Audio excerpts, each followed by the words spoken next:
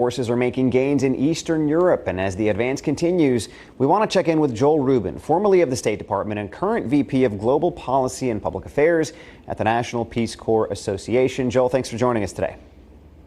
It's great to be with you, Eric. Thank you. So the term war crimes, it's something most people are probably seeing in headlines, or they might even bring up in conversation themselves, but they might not fully understand what it means. So can you briefly explain what they are and how that applies to what's happening in Ukraine?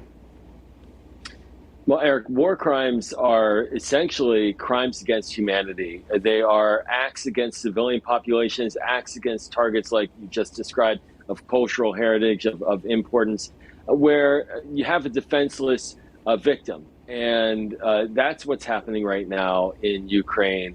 We are seeing time and again civilians targeted, moved out, forced into displacement. Well over 10 million Ukrainians have already fled their homes. Hundreds, if not thousands, of children have been killed.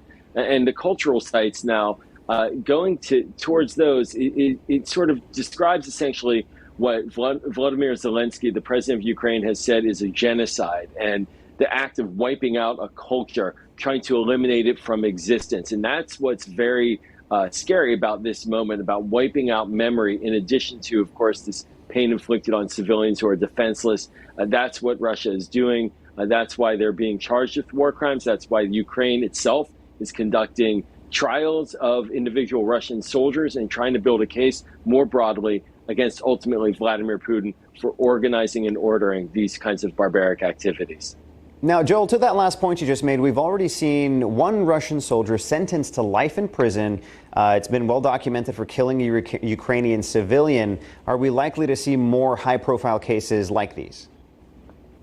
Yeah, Eric, this is an opportunity not just to punish those who conducted the crimes, but for Ukraine to demonstrate to its population and to the world that it is a different kind of society than Russia, that it uses the rule of law. It is a democracy. So we're going to see more of these kinds of trials because it benefits Ukraine for punishing as well as demonstrating the kind of country it wants to be.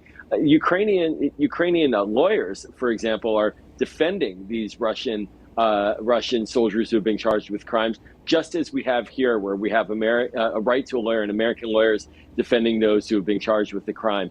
So this is a good sign for Ukraine. It shows the world, again, that they're on the right side, and Ukraine is on the side of the rule of law. And so certainly we're going to see more and more cases as this continues to build in the courts, both in Ukraine and internationally. I wanted to get back to the cultural sites. You touched on it about the importance from a military, not that they should be targeted militarily, but why someone would want to do that. And then it brings to mind those images of the people in that community who rushed in after the flames were put out to grab whatever they could and make sure that it was protected. You know, what does that say about how much importance they put on cultural pieces of art and things like that? Well, imagine if we were invaded here in the United States and somebody blew up the Metropolitan Museum of Art in New York, or went to the Smithsonian and targeted and blew it up.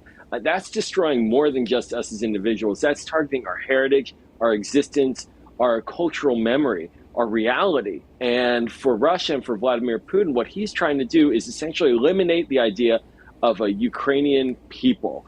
He has consistently tried to argue and gaslight, quite frankly, the world into believing somehow that there is no such thing as a Ukraine, that it's Russia, and this is sort of a rebellious province of Russia. And so that's fitting into a strategic objective of his, but it's despicable. You know, I'm Jewish, I'm an American Jew, and early on in this war, we saw Russia targeting Jewish sites, Holocaust memory sites. This is what Nazis did as well. Going after the cultural heritage of peoples to try to eliminate them. And so when President Zelensky says genocide, that's what he's referring to. The idea is he's saying that Russia is trying to eliminate not just the people, but the actual memory and reality of those people. And that's very, very, very despicable. Yeah, it's extremely concerning, and not just for the people of Ukraine. Obviously, they are the ones most impacted, but it's important for the world to take notice. We're seeing, the museums targeted, civilians targeted, humanitarian routes. Yeah. We're seeing accounts of those being targeted, all of it very concerning. Joel Rubin, thanks so much for coming on to talk to us about it today. Thanks, Eric.